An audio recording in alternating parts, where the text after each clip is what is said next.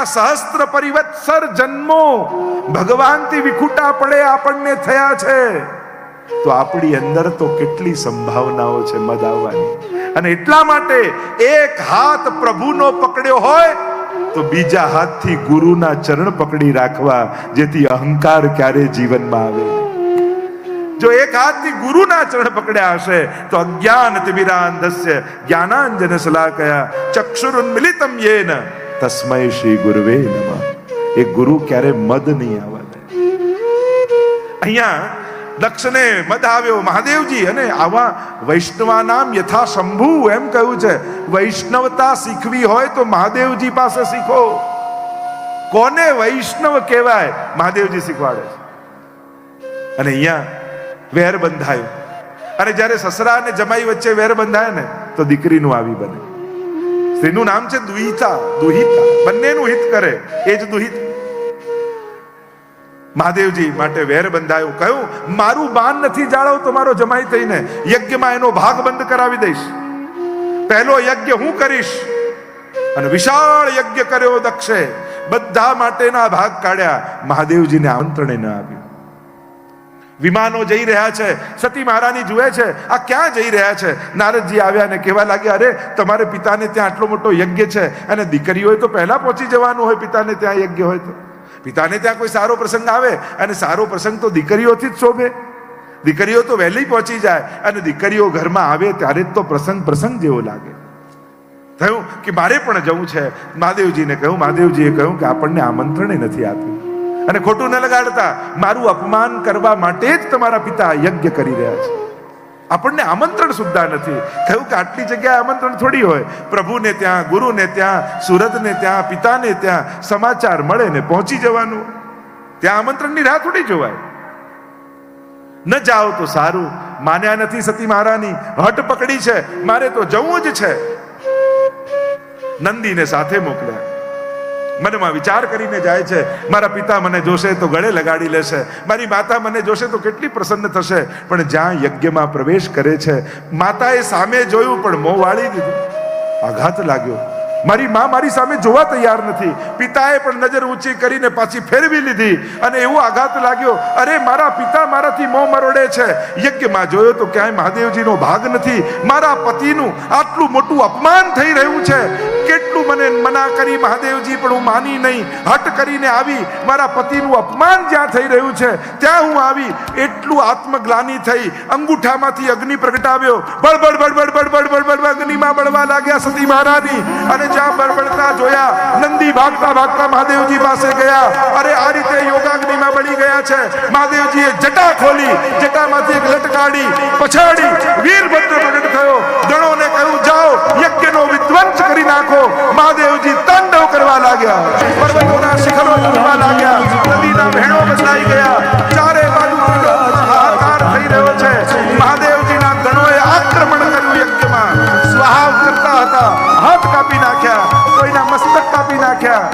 આખા યજ્ઞનો વિધ્વંસ કરી નાખ્યો, અને દક્ષનો પણ શિરચ્છેદ કરી દીધો. આખો યજ્ઞનો વિધ્વંસ, ચારે બાજુ યજ્ઞને વિખેરી નાખ્યો. અને કહેવાય છે કે દક્ષનું મસ્તક પાછું લગાડ્યું, અને બકરાનું મસ્તક લગાડ્યું. ભક્તનો વિરોધ કરીને ધર્મ પણ થતો હોય ને તો ભગવાન એ ધર્મને પણ સફળ થવા દેતા નથી. અને એટલા માટે કોઈ પણ ધાર્મિક કાર્ય ક્યારે પ્રતિસ્પર્ધાથી નહીં કરવું, કોઈને દેખાડવા માટે નહીં કરવું, અને કોઈનું અપમાન કરવા માટે નહીં કરવું. કારણ કે જ્યારે કોઈ પણ ધર્મ કાર્ય હીન ભાવનાથી થાય છે ત્યારે ભગવાન એને સફળ થવા દેતા નથી. કોઈ પણ શુભ કાર્ય શુભ હેતુ સાથે થવા જોઈએ, શુભ સંકલ્પ સાથે. બધા વૈષ્ણવ લાભ લે, બધા આનંદથી શ્રવણ કરે, બધાને અનુકૂળ થાય વ્યવસ્થા. પહેલેથી આ જ ભાવ આપણે બધા વૈષ્ણવને લાભ લેવડાવે છે. જ્યારે પણ કથાની વાત થઈ તો એ જ વાત, આપણે તો બધા વૈષ્ણવને લાભ લેવડાવે. કથાની વાત થાય એમના મુખે એક જ શબ્દ હોય, બધા વૈષ્ણવ ખૂબ લાભ લે. જ્યારે શુભ સંકલ્પ સાથે આવા શુભ યજ્ઞો થાય ત્યારે એ શુભ યજ્ઞો બધાને સફળ થતા હોય છે. જેટલા લોકો એ યજ્ઞમાં હાજર હોય, કારણ કે આ પણ જ્ઞાન યજ્ઞ છે, આ પણ ભક્તિ યજ્ઞ છે, એ યજ્ઞ બધાને સફળ થાય. અહીંયા આગળ અર્થ પ્રકરણમાં ધ્રુવ ચરિત્ર આવ્યું. પ્રસિદ્ધ કથા છે. ઉત્તાનપાદ રાજા, બે રાણી છે, સુરુચિ અને સુનીતિ.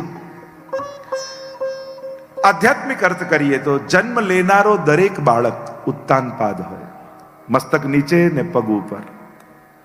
જન્મ લે એટલે સામે બે નીતિ આવે, બે રસ્તાઓ આવે જીવનના, સુરુચિનો માર્ગ અને સુનીતિનો માર્ગ. ઉપનિષદના શબ્દોમાં કહું તો શ્રેયનો માર્ગ અને પ્રેયનો માર્ગ, યોગનો માર્ગ અને ઉપભોગનો માર્ગ. અનેક અનેક અર્થો કરી શકાય.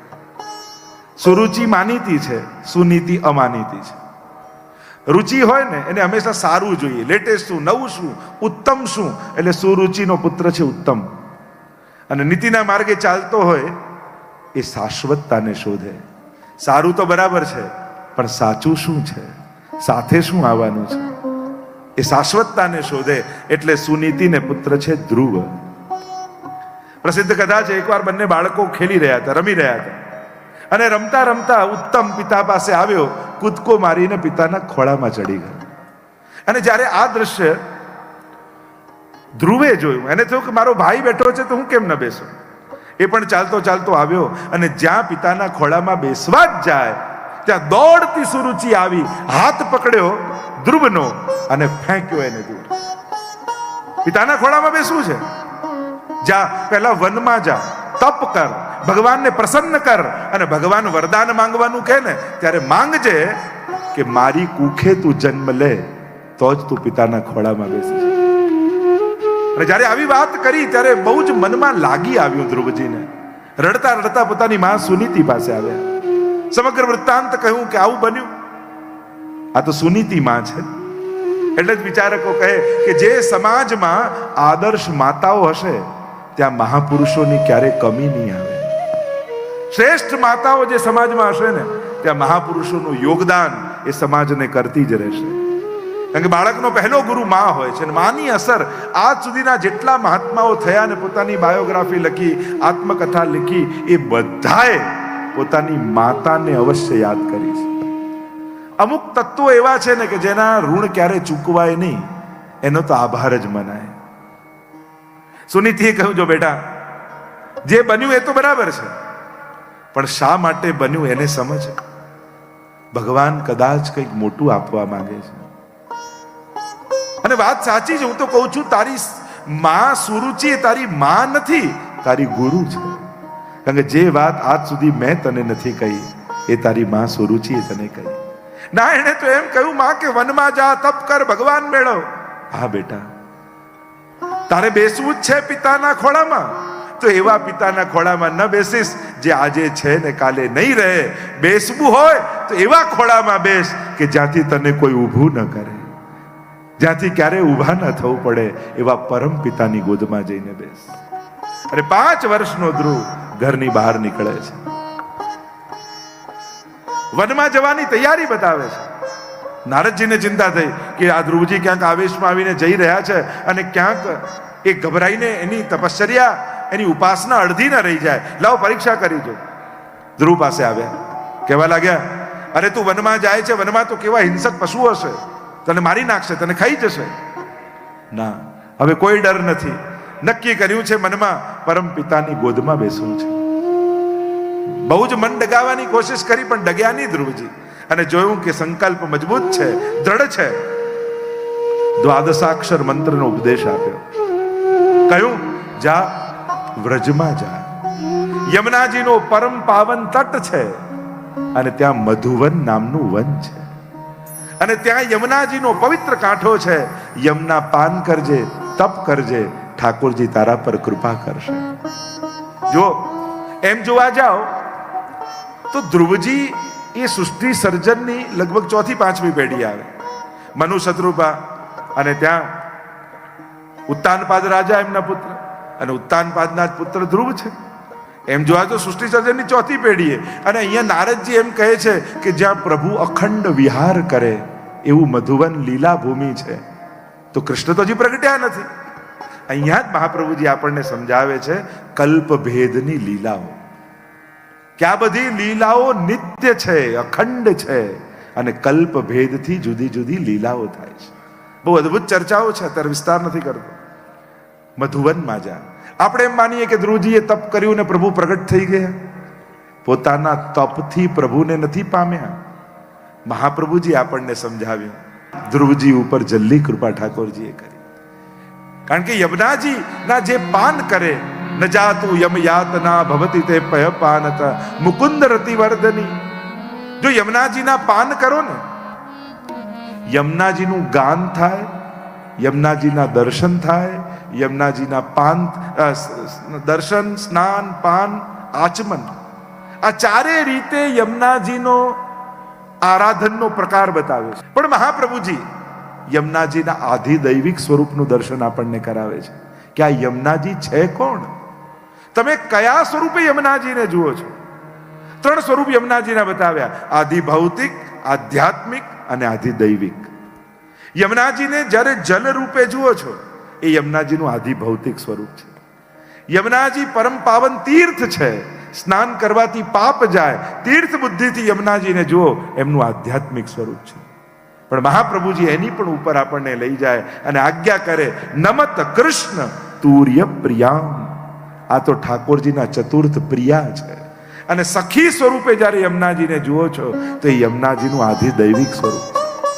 આ બધી ચર્ચાઓ તો 10મા સ્કંદમાં કરીશું, જ્યારે ઠાકોરજીની લીલાઓ આવશે. એક યમુનાષ્ટકનો પાઠ જો બને તો ભાગવતજીની સન્મુખ તમે બેઠા છો, જે ન કરતા હોય એ ભાગવતજીની સન્મુખ એક નિયમ તો ચોક્કસ લે કે રોજ એક યમુનાષ્ટકનો પાઠ તો નિત્ય કરીશ. કારણ કે આ એક પાઠ માત્રથી તવાષ્ટકમિદમ મુદા પઠતી સૂર સૂતે સદા 5 ફળ કયા. એક યમુનાષ્ટકનો પાઠ કરશો તો આ 5 ફળ મળશે. સમસ્ત દુરિતક્ષય, બધા જ પાપોનો નાશ થઈ જાય.